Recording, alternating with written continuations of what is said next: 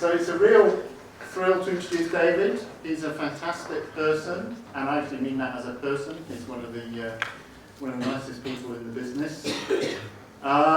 Also,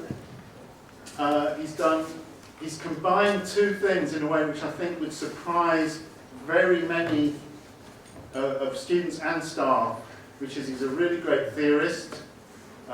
His CV says he's published 60 papers. I checked on, because I'm legendarily obsessed with citations. His H-index is 27, and actually to get half of your papers with lots of citations is very, very difficult. So that's extremely impressive. Anyway, but the real thing that I'm really in awe of David for is the fact that he's, by being a great theorist, which he is, he has at the same time helped to save people's lives. And we're going to hear about that today, and that is an astonishing thing. And that I really am in awe of, because I've never saved anyone's life, and David has. So that's kind of going to be the third lecture. And I think I've now talked for too long, so I'll introduce you to David. We will have one final, okay, I haven't talked for too long, one final point. For those of you who are upstairs, we will have a question session at the end.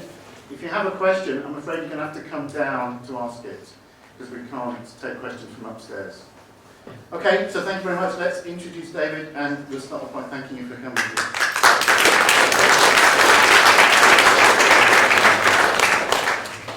Okay, thank you very much, Ian, for the kind introduction, and I'll do my best to live up to it. And thank you both to Ian and to everyone who's been involved in the organisation of this event for the kind invitation. It's certainly an honour and a great pleasure to be here. I'd also like to thank the audience for coming. I know that many of you are required to be here, and not only that, you also have project submission deadlines coming up. So thank you again, and I hope you're going to find this engaging and worthwhile. I'm trying to make this certainly as accessible as possible for a general audience. So what am I going to talk about? Well, it's all about how we can design efficient algorithms to help us to cope with computationally hard problems that arise in applications related to healthcare. So I've had the good fortune of being involved in collaborations with the National Health Service, both in terms of assigning junior doctors to hospitals and in terms of helping kidney patients to receive a compatible kidney by swapping their donor if they have a willing but incompatible donor. So to give an overview of the three lectures that we'll be seeing today, the first one, which is about to start, is about how we can design algorithms to cope with hard problems, problems that are computationally hard in a precise sense.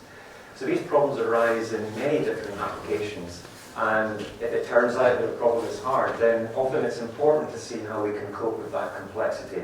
So I'm going to start off with a very broad overview of computational techniques that we can use to cope with these hard problems. And that will then lead into the more applied lectures. So later on this morning... I could be wrong, but I think I'm just getting a slight scratch from your tongue. I'm just getting a slight scratch on the audio. Okay. Later on this morning, we're going to have a look at algorithms for junior doctor allocation. So how we can assign junior doctors to hospitals based on preference lists on both sides of the two-sided market. And then this afternoon, we're going to have a look at the kidney exchange problem, where we can help a patient who has a willing but incompatible donor to swap their donor with another patient who's in a similar position. So there are computationally hard problems that are at the heart of both of these applications, and what we need to do is to try to cope with that complexity in a certain way.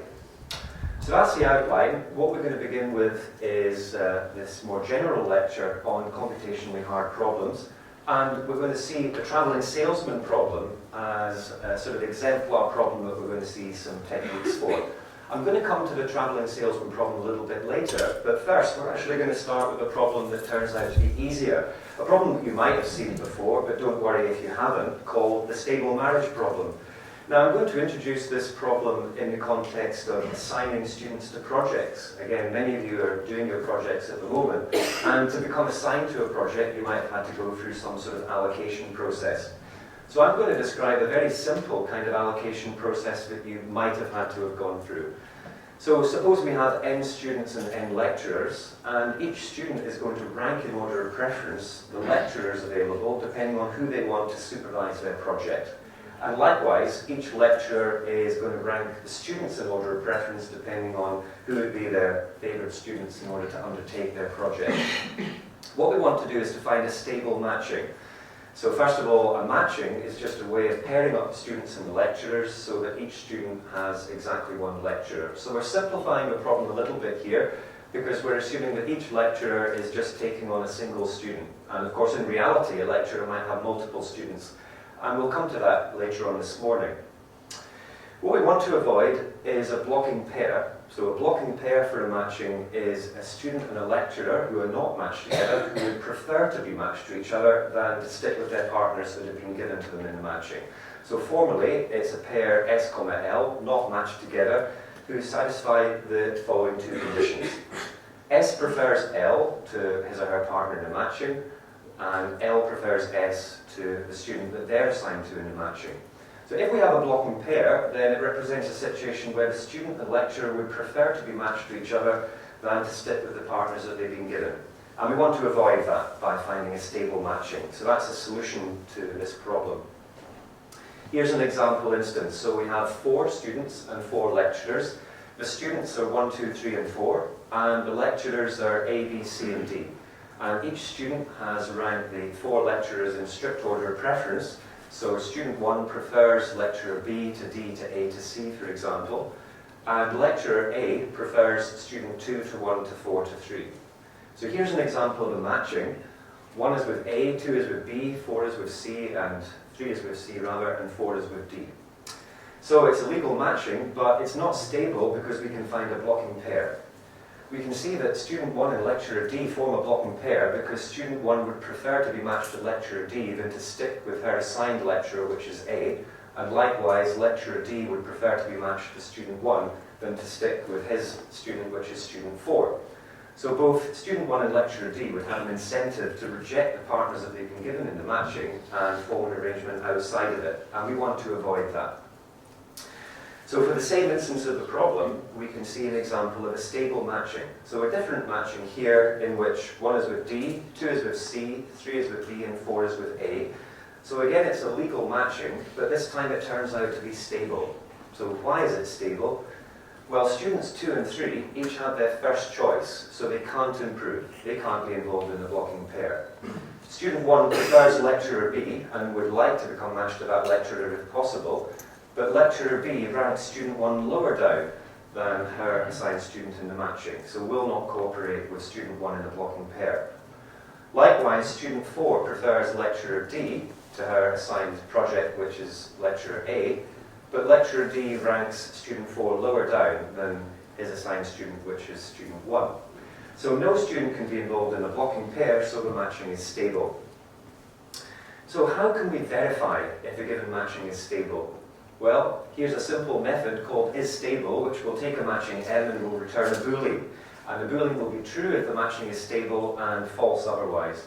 So all we're going to do is to iterate through each student in turn, and for each lecturer that the student prefers to his or her assigned lecturer in the matching, we're going to check whether that lecturer prefers that student to his or her student that's been assigned in the matching. If that's the case, then we've detected a blocking pair, so we may immediately return false and exit the function. Otherwise, if we continue through the nested for loops and we don't detect a blocking pair, then we return true because the matching is stable. So this is a very simple method for determining the stability of a matching. What we can see is that it has 2 nested for loops, and contained within this conditional is a test whether a lecturer prefers one student to another. With a suitable choice of data structures, we can implement that in constant time, and therefore the algorithm has order n squared complexity. Now that looks as if it's quadratic. It's certainly quadratic in n, but it's in fact linear in the size of the problem instance, because the problem instance involves 2 n preference lists, each of which has length n. So it's certainly an efficient algorithm, and it shows that verification is easy. If we're given a candidate solution, we can check whether it really is a solution in polynomial time. But what about finding a solution for ourselves? What about if we wanted to find a stable matching or determine that none exists? Well, let's see a brute force algorithm to do this based on just trying out all possibilities. So we've got a method here called find stable, which will return a matching. That will be either null if no stable matching can be found, or a stable matching if we're successful. So we iterate through each possible matching, and for each candidate matching, we check whether it's stable using that verification algorithm that I just showed you. And if it turns out that we do have stability being satisfied, then we return that matching. Otherwise, if we exhaust that for loop without being successful, we just return null, indicating that no stable matching could be found.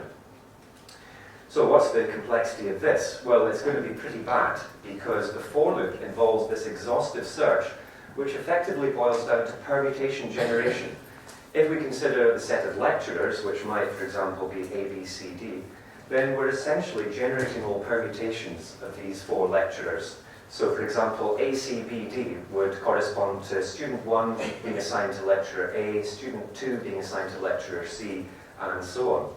So permutation generation is going to be pretty bad, because the number of permutations of n lecturers is going to be n factorial.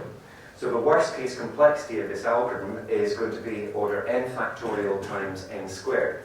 N factorial being the number of permutations, multiplied by n squared work to check each permutation to see whether it's a stable matching.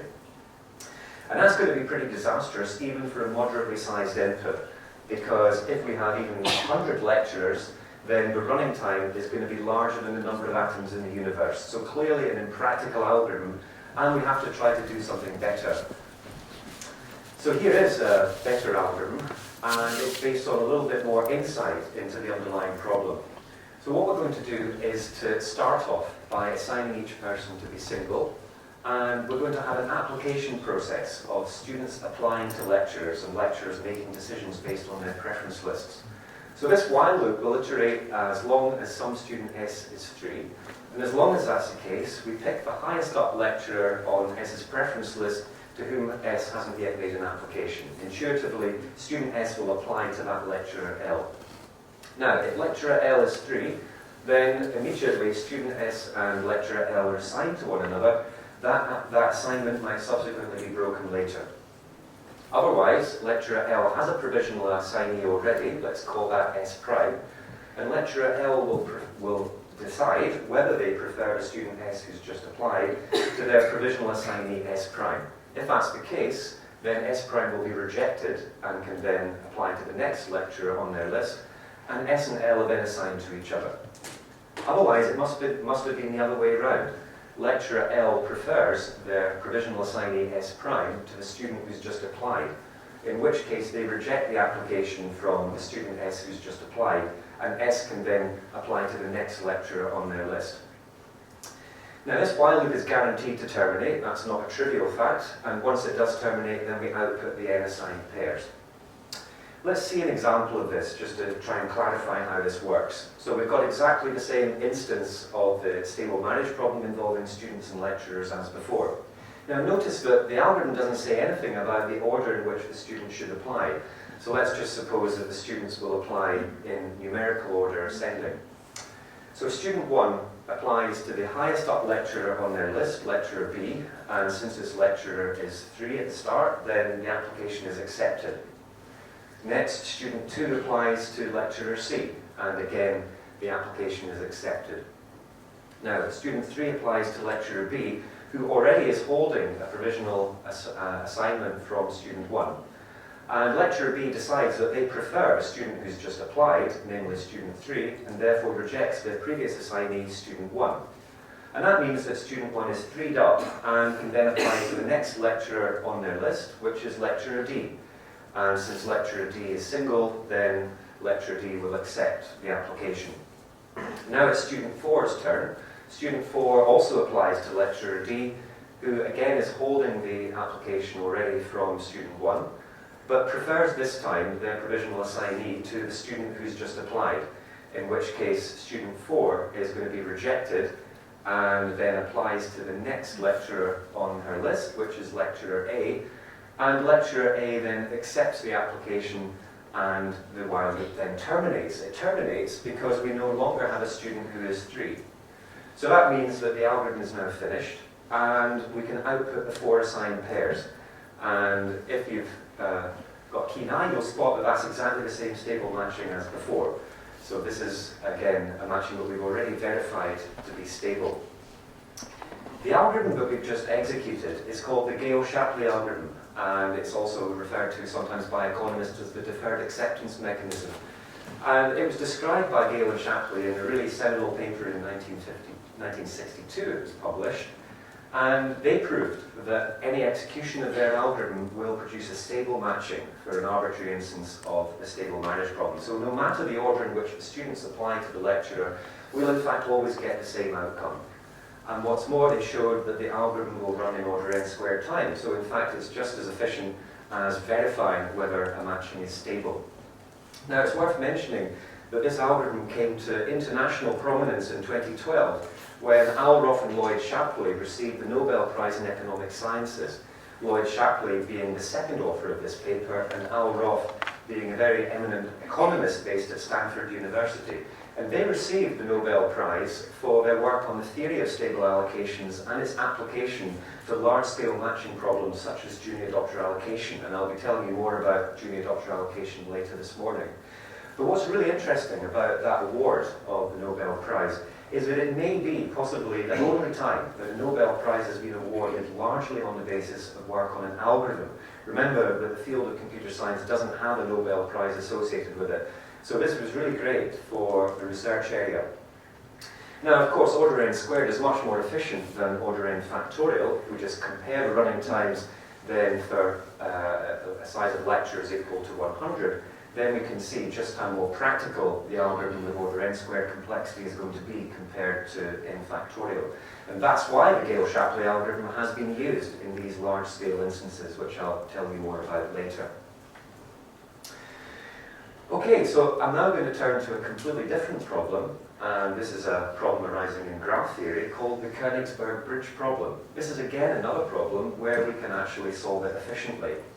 So Königsberg, which is now called Kaliningrad, is a city in Russia, and it has 2 large islands which are connected to one another and the mainland by 7 bridges. And here's an ancient map of Königsberg showing the location of these 7 bridges crossing the river that divides up the mainland into these 2 islands. And Euler asked a question in 1736. He was walking around Königsberg and he just happened to wonder whether he could walk through the city in a route that enabled him to cross each bridge exactly once, ending up where he started. And the proviso was that once he starts to cross a bridge, he must continue in the same direction. In fact, strictly speaking, when Euler first asked the question, he didn't demand that he ended up back where he started, but we're going to assume that in order to simplify the problem. So let's try and think about this problem computationally. What we're going to do is to simplify the map, so we just extract the pieces of information that we really need. The land masses, the river, and the bridges.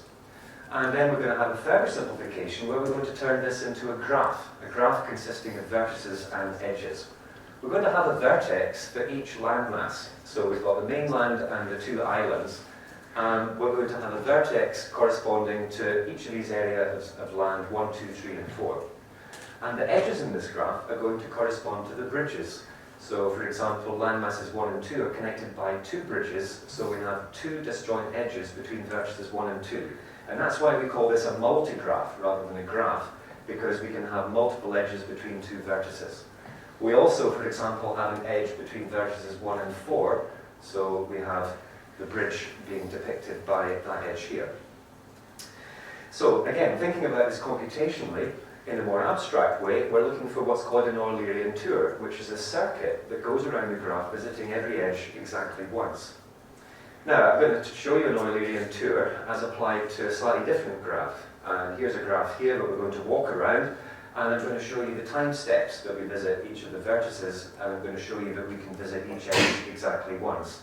So if we travel around this graph, again, the numbers indicating the orders in which we visit the vertices, then we're going to visit this vertex twice at time steps 2 and 6. And then we're going to get back to where we started at time step 8. And we've succeeded in visiting each edge exactly once. So there's an example of a graph that does admit an Eulerian tour. Now, verification which is determining whether a given candidate set of edges corresponds to an Eulerian tour, is straightforward, because if we were given a list of vertices, we can just check that consecutive vertices are joined by an edge, and we can check that once we've completed that verification, also each edge has been visited exactly once. So again, checking is easy. But what about finding a solution, determining whether one exists? What I'm going to describe to you is a decision problem called Eulerian tour, where we're given a multigraph and we're asking whether this graph admits an Eulerian tour. Now, Euler came up with a really nice characterization of graphs that admit an Eulerian tour. He showed in 1736, answering effectively his own question, that a graph admits an Eulerian tour if and only if every vertex is incident to an even number of edges. So even if each vertex has even degree. And how can we determine this? Well, using an adjacency list representation of the graph, for example, we could solve this question in order n plus m time, where n is the number of vertices and m is the number of edges. Simply go through each vertex and check that the length of the adjacency list is even. So if we were to go back and have a look at his example here, then for Königsberg, we don't have an Eulerian tour because there's a vertex with odd degree. So we're not going to be able to find an Eulerian tour in the initial multigraph that was actually of interest to Euler. So what I've showed you here is an example of a decision problem. If we're given a question, then we have to answer it by deciding between yes or no. So the solution is one of two possibilities for any given input. And we say that this problem is solvable in polynomial time because it has a polynomial time algorithm, an algorithm whose running time is big O of n to the power of c for some constant c where n is the size of the input. And thus, Eulerian tour admits an algorithm that runs in polynomial time. Alright, so again, we have an example of a problem where not only is verifying a solution straightforward, but we can also find a solution for ourselves if one exists.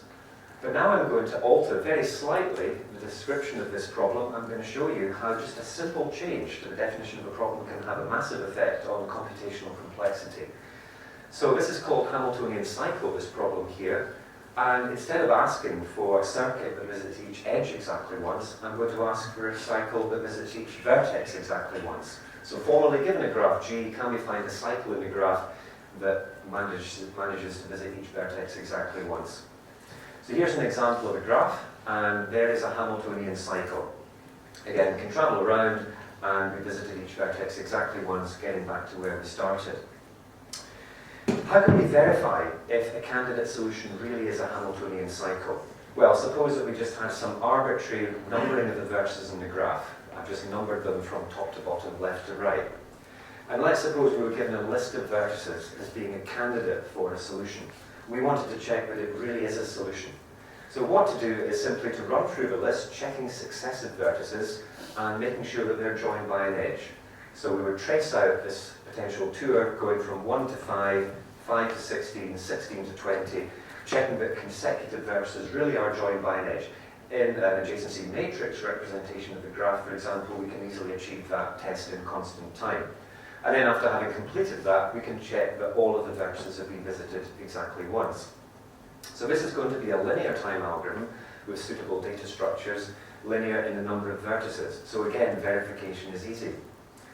But what about finding a Hamiltonian cycle or reporting that a graph doesn't admit one? Well, that's much harder in this case, much harder than Eulerian tour. We could certainly consider a brute force algorithm based on trying out all possible permutations of the vertices, and will again be n factorial permutations.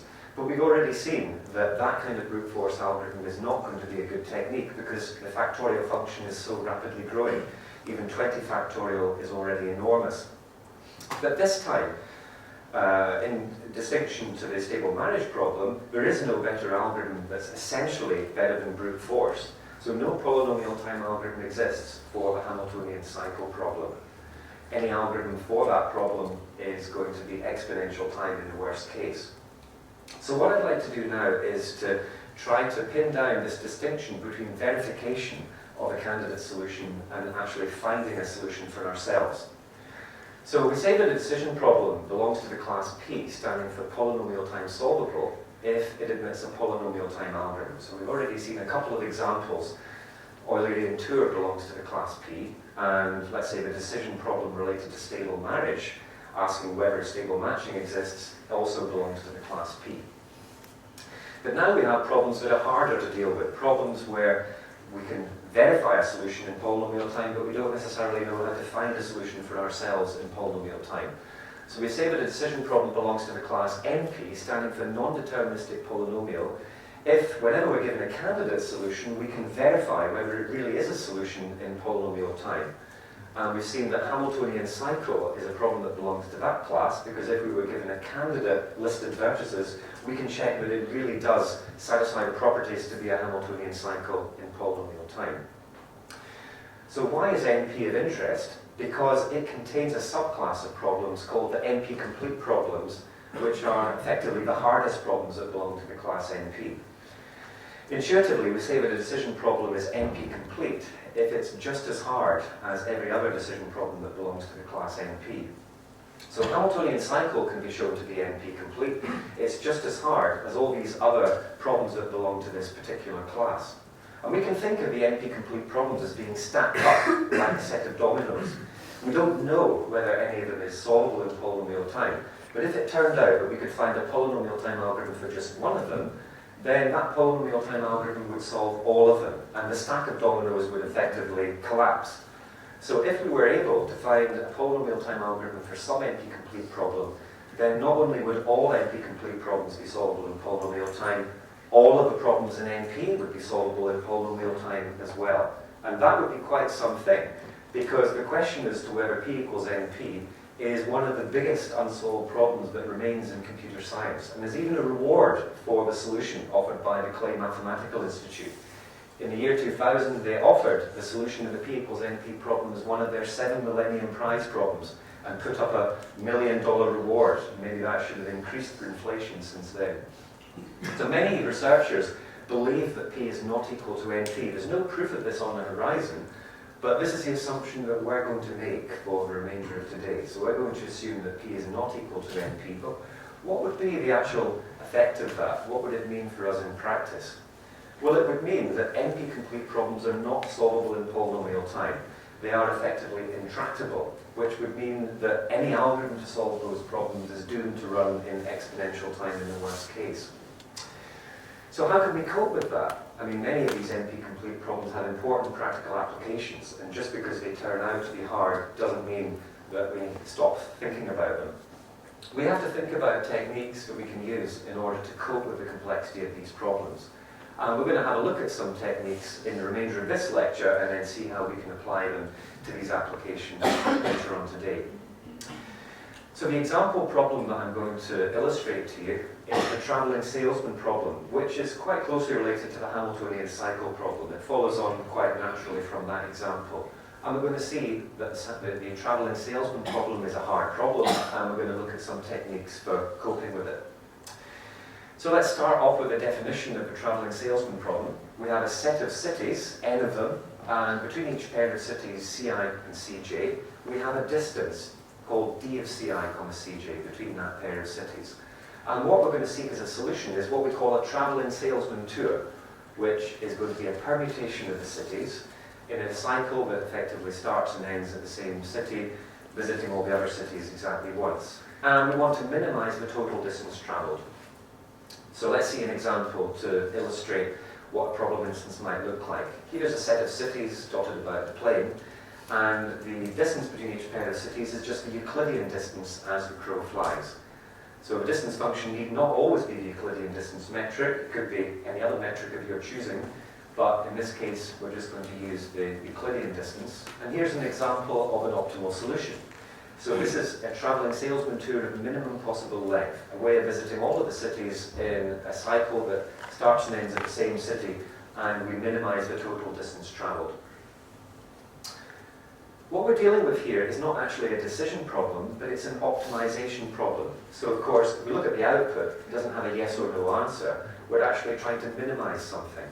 So an optimization problem involves minimizing or maximizing some value over a set of candidate solutions. Here, the candidate solutions are all the possible travelling salesman tours, and what we're trying to minimize is the total distance.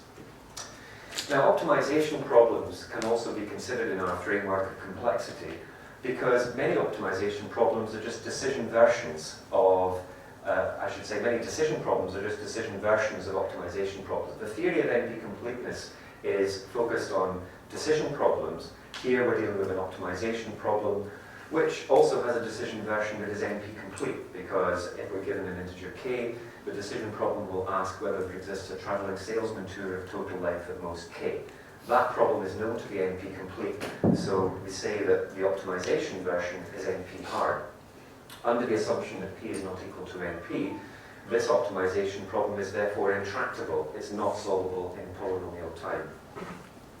So why is the travelling salesman problem important? Well, it has so many practical applications. Just as an example, consider the big Amazon distribution centre near Dunfermline. Every day, hundreds if not thousands of goods are being sent out for delivery, and typically what the drivers of each vehicle are going to want to do is to deliver the goods to the set of addresses in such a way that we can travel to each of these addresses in a tour that starts and ends at the depot, and we minimise the total distance travelled. That's going to be important both from the point of view of the fuel consumption and from the point of view of the time taken.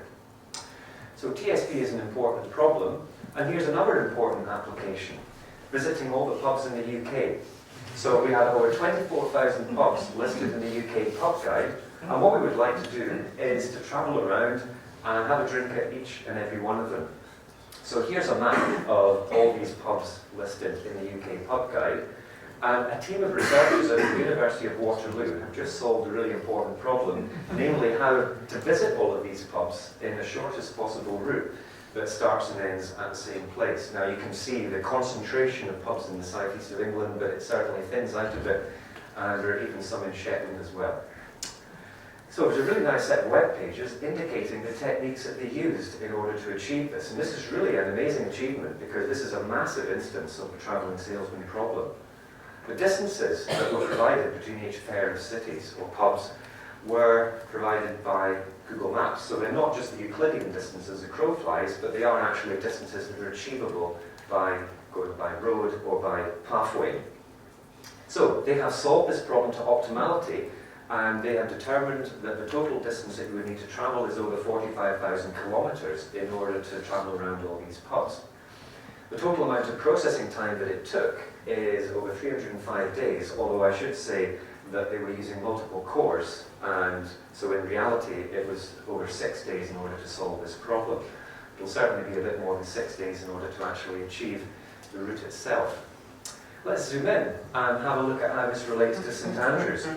So here we have some pubs around here, quite close to this location. Unfortunately, you're not able to escape to one of these this afternoon, maybe after 3 o'clock. So some of these are quite close to the town centre. It appears that we're coming in from Strathkinnis, we're touring around, we go from the Criterion down to the stables and then head off towards King's Barnes. So that is just the particular relationship of this to St Andrews. So how did they go about solving this problem? Well, there are a number of techniques that they used, and I'm going to illustrate just a way into looking at these techniques from a simplified viewpoint. Certainly what they've done is extremely complicated and a little bit more complex than what we're going to have time to describe today.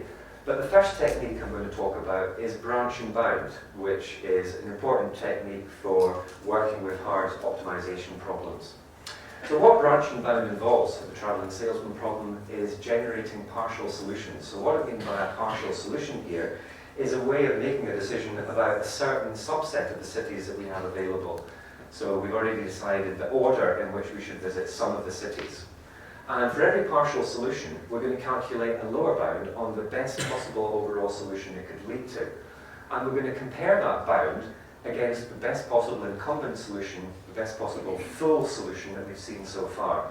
And if that bound is no better than the best possible solution we've seen so far, then we backtrack, we throw away this partial solution because it has no hope of leading to a better solution than the one that we've got already.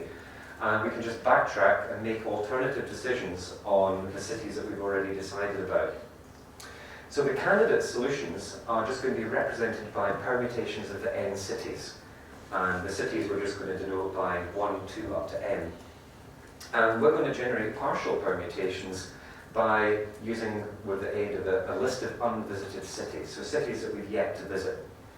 And so each city on this list of unvisited cities is a candidate city for the next one that we might want to visit.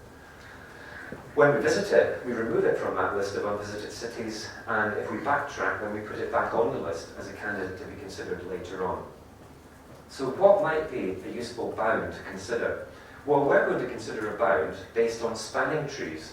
So if we have a partial solution based on already having made a decision about a certain subset of the cities, we're going to construct a minimum weight spanning tree which involves the current city, the starting city, and those cities that we have yet to visit. And we'll compute that minimum weight spanning tree, which can certainly be done very efficiently using, for example, the Prim-Yarnick algorithm, and we'll let W be the weight of that minimum weight spanning tree. And we'll add that on to the total distance already travelled in the current partial tour we found. And our lower bound will then be W plus L. And if that lower bound is no better than the best possible incumbent solution that we have so far, involving all of the cities, then there's no need for us to continue with this partial tour. We can just throw it away and we will greatly reduce our search space. Let's see an example of how this would work.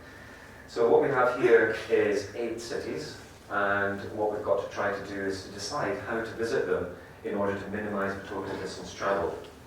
Now, let's suppose we've already made decisions on cities 1, 7, 2, and 3. We're just taking city 1 as our starting city, and we've already decided that city 7 is going to be next, followed by city 2, followed by city 3. So that's as far as we've got. That's our partial permutation. We've still got to make decisions over cities 4, 5, 6, and 8. So the total distance that we've travelled is A plus B plus C. The distance between 1 and 7, the distance between 7 and 2, and the distance between 2 and 3. That's the total distance that we've travelled so far by our current partial tour. Now we've got to decide whether we should stick with this partial tour. Is it worth carrying on with? We've still got to make decisions about cities 4, 5, 6, and 8. We don't know yet the order in which those should be visited. So to help us to determine whether it's useful to continue with this current partial permutation, we're going to construct a minimum weight spanning tree involving the starting city, city 1, the current city, city 3, and the remaining cities 4, 5, 6, and 8. And that minimum weight spanning tree is shown by the dashed edges. So it turns out that the total distance involved in the minimum weight spanning tree is D plus E plus F plus G plus H. So then the lower bound is just the summation of A up to H, the weight of the minimum weight spanning tree added on to the current partial tour length. That gives us our lower bound that we're then going to compare against the best possible incumbent solution that we have. Suppose that our best possible incumbent solution had a distance less than this, then there would be no point in continuing with that partial permutation. We can just backtrack and make some alternative decisions based on the cities that we've already decided about. So you might be wondering, why does a spanning tree actually help us here? This spanning tree here doesn't look much like a travelling salesman tour. Well, the point is that if we could find a travelling salesman tour of minimum length between cities 3, 4, 5, 6, 8, and 1, then it would be a special kind of spanning tree that would involve visiting each of these cities exactly once. So therefore, a minimum weight spanning tree can't essentially be any worse than the length of that best possible tour involving those remaining cities. So if a minimum weight spanning tree doesn't give us anything better, then there would be no need to actually continue with that partial solution. So that's the reason why this is a good technique to use in order to help us to determine whether we should continue with the partial permutation. So that would be a basis of branch and bound for the travelling salesman problem. So that's one possible technique that we could use. Here's another, based on integer programming. So you might not have come across integer programming before. Don't worry if you don't recognize this. We're just going to give a brief introduction to integer programming. So what's it all about? Well, it's one possible technique for, again, coping with hard optimization problems. Integer programming involves optimizing some kind of objective function subject to satisfying a set of constraints that are represented by linear inequalities. So this is a formal description of what an integer programming model might look like. Minimize C transpose times X subject to AX is less than or equal to B. So what are all of these things? Well, C is a cost vector, and X is a set of variables, a vector of variables that we're wanting to try to find values for. So X is the variables that are unknown, and A is a constraint matrix, X is again a set of unknown variables, and B is a set of bounds that together represent all of these linear inequalities that need to be satisfied. So minimize C transpose times X is the objective function, and we're wanting to minimize that subject to satisfying this system of linear inequalities, which are the constraints. So all of the C values, the B values, and the A values are given to us as part of the problem, and the task is to find the X values.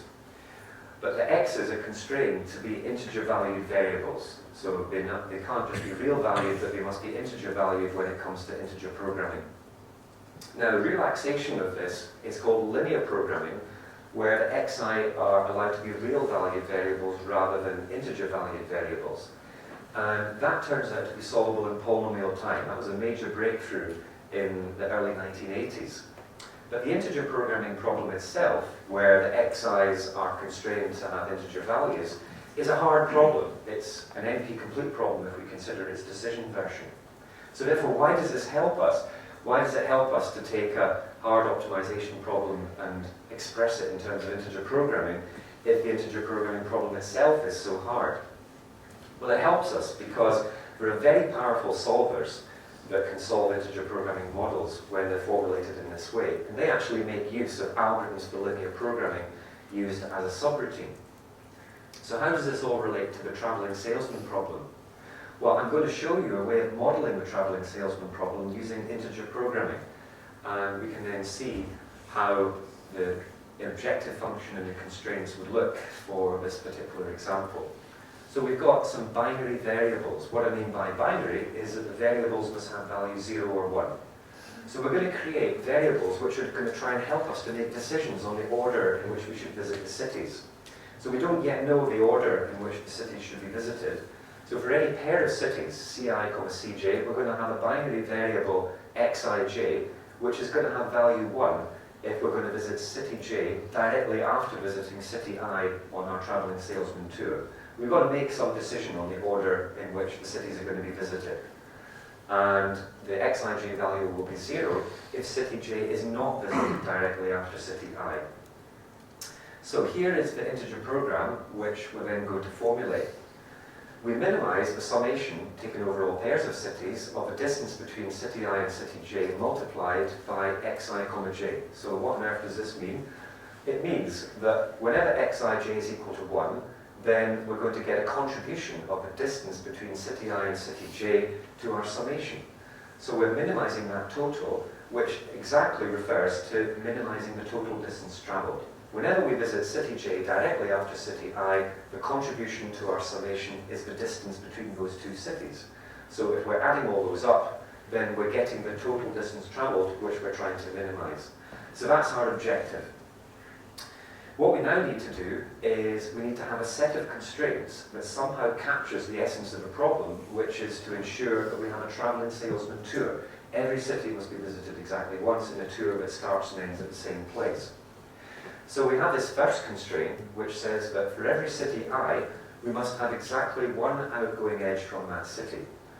So we represent that by saying that for each city, with a summation taken over all cities j, there must be exactly one city j that is going to go out of that city I. So that will enforce the constraint that each city has exactly one outgoing edge.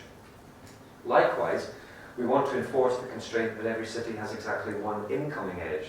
So for all cities j, we're going to ensure there's exactly one edge from some city I which goes into that city j.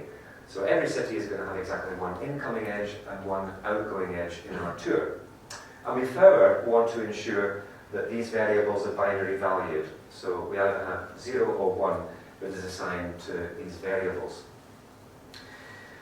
Alright, so it looks on the face of it as though this might be enough to model the travelling salesman problem. It looks as if this is a sensible set of constraints which ensures that we're going to end up with a travelling salesman tour. Sadly not. We haven't done enough yet in order to enforce the constraints for a travelling salesman tour. And here's an example to show why this might fail. So we've got 6 cities here, and what I'm showing you is an assignment of values to the variables that satisfies all the constraints, but it's not a travelling salesman tour. So here we have x4, 1, x5, 4, and x1, 5 all being equal to 1, and x6, 3, x3, 2, and x2, 6 all being equal to 1.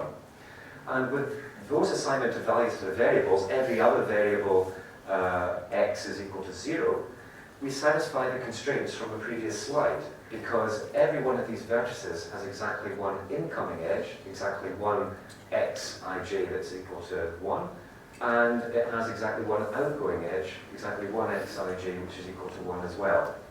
But we have what are called subtours, and these subtours are bad because they correspond to potential solutions that are not actual travelling salesman tours. What we want to do is to start at some city and travel around all the other cities in one single tour that starts and ends at the same place, and we haven't done that. So this potential solution should be ruled out, and we need to therefore enforce this by adding some additional constraints, which are called subtour elimination constraints. So for every set of cities that's a strict subset of the entire set of cities, we add the following constraint, which says that there must be at least one edge that's chosen going from a city belonging to S to a city that doesn't belong to S. And let me show you why that constraint would then rule out this potential solution. Because we could take the subset S to be 1, 4, and 5. If we take the subset S to be equal to those cities, then we cannot find an edge that goes across from that subset to the other subset of cities that are not contained in 1, 4, 5. And that would mean that this configuration would fail that constraint. Or another way of looking at it is that this constraint rules out this configuration. So the subtour elimination constraints then do allow us to capture the whole essence of the travelling salesman problem. If we add those in, then we've enforced that the integer programming solutions will correspond to travelling salesman tours. But the downside is that we've generated potentially a very large number of constraints, certainly of magnitude 2 to the power of n, because of the settable subsets of 1, 2 up to n. So that's why this integer programming formulation has certainly some disadvantages, but there are more powerful things we can do that can help us to make this a little bit more practical. So some of those techniques would have been employed by the team led by the University of Waterloo to solve this large-scale problem that they actually tackled. Okay, the final technique that we're going to look at involves approximation algorithms. So this is a third way of coping with hard computational problems. And this is based on the observation that for some optimization problems, we don't always have to solve them 100% to optimality. For example, for the travelling salesman problem, it might be the case that a large company would be quite happy with a solution that is within 95% of optimal if it could be found within several seconds, compared to waiting a day to get an optimal solution. So we can define the notion of an approximation algorithm. An approximation algorithm for an optimization problem is just an efficient polynomial time algorithm that produces a feasible solution. If the approximation algorithm is called A, then we denote by A of I the feasible solution for any instance I of the problem. Now normally we don't just want any old feasible solution, we want some feasible solution that is good, that is close to optimal in some precise sense. So we want some measure of closeness, a guarantee of the quality of the feasible solution that the approximation algorithm is going to deliver. So we can define the performance guarantee. So an approximation algorithm A is said to have a performance guarantee of C for some constant C greater than 1 if the measure of the feasible solution returned by the algorithm is at most C multiplied by the optimal measure. So here we're assuming a minimization problem, such as the travelling salesman problem, and M of S is the measure of a feasible solution. So in the case of a travelling salesman problem, that would be the total distance travelled by the tour output by the approximation algorithm. And opt of I is going to be an optimal solutions measure. So again, in the case of TSP, that would be the total distance travelled by the best possible route that we could take. So to give an example, suppose that we had an approximation algorithm with a performance guarantee of 2 from the travelling salesman problem. Then if the minimum distance travelled was, say, 100 in an optimal solution, then the approximation algorithm would have to guarantee to return a tour of total distance at most 200 in order to satisfy the constraints to be an approximation algorithm with a performance guarantee of 2. Now you might consider that outputting a solution that's twice the size of optimal might not be as tight as we might really want. So in general, approximation algorithms having a performance guarantee closest to 1 are the ones that we want to try to aim for. And we can find a better approximation algorithm for the travelling salesman problem. We can do better than a performance guarantee of 2. And I'm going to describe to you an approximation algorithm called Christophidis algorithm for TSP, which has a performance guarantee of 1.5. And it works for instances of TSP where the distance metric satisfies what's called the triangle inequality, where for every 3 cities, Ci, Cj, Ck, the distance between cities Ci and Ck is no more than the distance that would be obtained by going from Ci to Ck via some intermediate city Cj. So the triangle inequality is a reasonable assumption, and it's satisfied by most distance metrics. It's certainly satisfied by the Euclidean distance metric. So here is Christophidis' algorithm, and it has a number of steps that it takes, and it results in a travelling salesman tour. So the first thing we do is we compute a minimum weight spanning tree of all of the cities. So again, here we have minimum weight spanning trees coming in again. Now we look at that minimum weight spanning tree and we pick out the vertices that have odd degree. So what I mean by odd degree is that they're incident to an odd number of edges. We pick those out and we pair them up in such a way that we get a minimum weight matching. So what do I mean by minimum weight? I mean that the weight is minimized by summing up all the weights of the edges, where the weight of an edge is just the distance between the corresponding 2 cities. Having found that matching, we're then going to add it in to the minimum weight spanning tree, and that turns all the vertices that previously had odd degree into even degree vertices. And if we go back to Euler's result, Euler tells us that that is an Eulerian multigraph, so we can find an Eulerian tour. An Eulerian tour will succeed in visiting each edge exactly once, but we might visit vertices more than once, so we can avoid this by travelling around the tour taking shortcuts. And the thing is that whenever we take a shortcut, we don't increase the distance travelled because of the triangle inequality. So finally, once we've taken those shortcuts, we end up with a travelling salesman tour, which we output. And if we do all this, then it turns out, and the proof isn't trivial, that we have a 1.5 approximation algorithm. The length of the tour that is output is no more than 1.5 multiplied by optimal. So this might be a little bit difficult to visualize in the abstract form that I presented it here. So let's look at a concrete example. So I've got a set of cities here. They're plotted on the plane, and the distance between each pair of cities is just the Euclidean distance that we can measure as the crow flies. And so if you remember, the first thing that we do in Christophidis' algorithm is to find a minimum weight spanning tree. So here is a minimum weight spanning tree. We can do this using Kruskal's algorithm, for example. And once we've done this, then we can pick out the odd degree vertices. So some vertices have odd degree. In fact, all but one vertex has odd degree. Here is a vertex with odd degree, for example, is incident to an odd number of edges.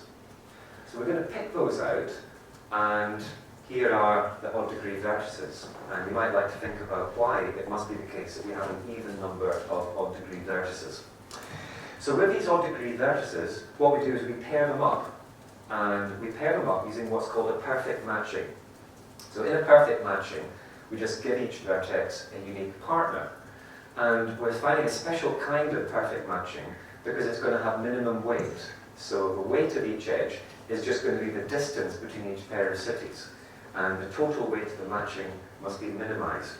So this is an example of a minimum weight perfect matching that would be a way of pairing up those 8 cities that previously had odd degree. So once we've found that minimum weight perfect matching, which can be done using an efficient algorithm, then we're going to join that perfect matching back onto our spanning tree. So there's the perfect matching that's been adjoined onto our spanning tree. And what that does is it turns every vertex that previously had odd degree into an even degree vertex. And every vertex that previously had even degree is untouched, and it remains with even degree. And now that means that we have an Eulerian graph, because every vertex has even degree, so the graph admits an Eulerian tour. So let's trace it out. Let's just start at this city here, and trace out our tour, and we can see that we can travel around the graph, visiting each edge exactly once. So we're getting somewhere. we're at least visiting each edge exactly once, and we're making some progress towards a travelling salesman tour. But of course, we're not yet there because we are visiting some vertices multiple times, and we're not allowed to do that in a travelling salesman tour. So here is where we start taking shortcuts. So let's start again at this starting city here. Of course, the choice of starting city won't make any difference to the outcome. And we'll travel around the Eulerian tour again, this time taking shortcuts to avoid visiting cities multiple times. So if we travel along these first 4 edges, then we're not visiting any city more than once. But by the time we get to our 5th edge, we are visiting that city for the 2nd time. But let's continue one more edge onward, and we get to that city where we're visiting it for the first time. So what we're going to do is we're going to shortcut out those 2 edges by going directly from the previous city that we visited exactly once to this current city here. Again, because of a triangle inequality, we're not travelling any further than we were travelling before. And then we'll continue tracing this out. Again, we're only visiting cities for the first time until we get to this city here. And then when we continue our Eulerian tour, then we're visiting this city for the 2nd time and that city for the 2nd time before we get back to the starting city. So again, what we're going to do is to take a shortcut, and we're going to shortcut out those 2 cities, and we're going to go straight from the city that we've most recently visited for the first time back to the starting city. So having taken those shortcuts, we now have something that does look more like a travelling salesman tour, and we're visiting each vertex just once. And that's our final tour, which would be output by Christoffeli's algorithm for this particular instance. And we could measure the total distance travelled. So we can simply plot these cities as points and look at the xy coordinates and measure the distance between them based on the Euclidean distance. And if we summed up all those distances, then we would find that it's 1942. But that's not an optimal solution, because here is an optimal solution for this instance of the travelling salesman problem, which actually has a total distance of 1803. So if we just compare the 2 of them, then it's a slight difference between some of the orders in which we visited those cities at the top. So the distance travelled is 1803, and we can see therefore that for this particular example, Christoffeli's algorithm did not return an optimal solution. It returned a solution close to optimal, but it certainly returned a solution much better than 1.5 times optimal, because in fact the ratio was 1.077 in this case. And that's often the case with approximation algorithms, but in practice they might do much better than the worst case performance guarantee. They might actually work very well in practice, and the worst case performance guarantees could very often be very pessimistic based on contrived instances that actually are unlikely to happen in practice. So let's sum up the end of these 3 techniques now for working with hard problems. So we've seen that efficient algorithms are important. We've seen that there are efficient algorithms for the stable marriage problem and also for the Eulerian cycle problem. But not all computational problems have efficient algorithms, unfortunately. We have made the assumption that P is not equal to NP, so therefore there are some problems that do not have polynomial time algorithms, such as the Hamiltonian cycle problem and the travelling salesman problem. So what can we do to cope with that complexity? Well, we've had a look at 3 possible techniques, namely branch and bound, also integer programming, and the use of approximation algorithms. The first 2 of these can be used to solve a problem to optimality. The third can be used to find an approximate solution. So what we're going to do in the next lecture this morning and in this afternoon's lecture is then see how to apply those techniques to the problems involving healthcare applications, the problems involving assigning junior doctors to hospitals, and also helping kidney patients to receive a compatible donor. So I'll finish at this point, and I think we're going to have some coffee.